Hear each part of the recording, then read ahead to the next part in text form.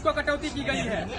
और बहुत हजारों ऐसे छात्र छात्राएं हैं जो पीजी में 2023 में जो एडमिशन लेने वाले थे, उनका एडमिशन नामांकन नहीं हो पा रही है और सीट कटौती होने के बावजूद छात्रों नामांकन के लिए छात्र नामांकन के लिए भटक रहे हैं। वो चाह रहे हैं कि जो सीट की जो कटौती की गई है, जिसके वजह से जो नई शिक्षा नीति आई है, जो सीमित सीटें थी उसमें भी कमी कर दिया गया है। छात्र अपनी भविष्य के लिए परेशान है कि वो अगले बार वो किस तरह से एडमिशन ले पाएंगे, उसकी नामांकन की कोई गारंटी नहीं है। विश्वविद्यालय के अंदर सभी तरह के इंफ्रास्ट्रक्चर जो सरकार दे रही है, उसका सदुपयोग छात्रों के लिए करना जाना है, जो नहीं हो पा रहा है।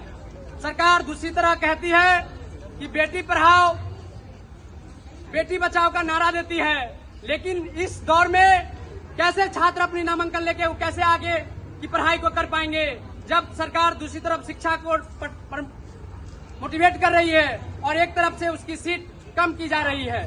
साथियों, इसलिए हम तमाम छात्र छात्राओं को इस दौर में जो सीट कटौती की गई है उसके खिलाफ एकजुट होकर हम लोग को लड़ना होगा। और जो छात्र छात्राएं, जो गरीब और मध्यम वर्ग के छात्र छात्राएं किसी तरह से ऐसे सरकारी कॉलेजों में नामांकन लेके अपनी भविष्य को बेहतर बनाने का सपना देखते हैं, यहाँ अमीरों के बच्चे या सरकार मंत्री या विधायक के बच्चे नहीं आते हैं पढ़ने के लिए। यहाँ हम सभी में से जो मध्यम वर्ग के गरीब छात्र छात्रा हैं, वही अपनी बेहतर भविष्य को बनाने के लिए नामांकन लेकर किसी तरह से यहाँ से ग्रेजुएशन करके यूपीएससी बीपीएससी फाइट करते हैं या सरकारी तमाम संस्थाओं के माध्यम सेक्टरों में जाने का काम करते हैं।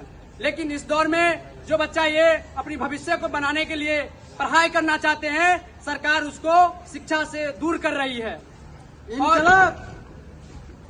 और साथियों, इसलिए आप लोगों को एकजुट होना होगा और हम लोग विश्वविद्यालय का भी घेराव करेंगे और पीजी में जो सीट की कटौती की गई है उसको बढ़ाने का काम हम लोग लगातार आंदोलन को जारी करेंगे।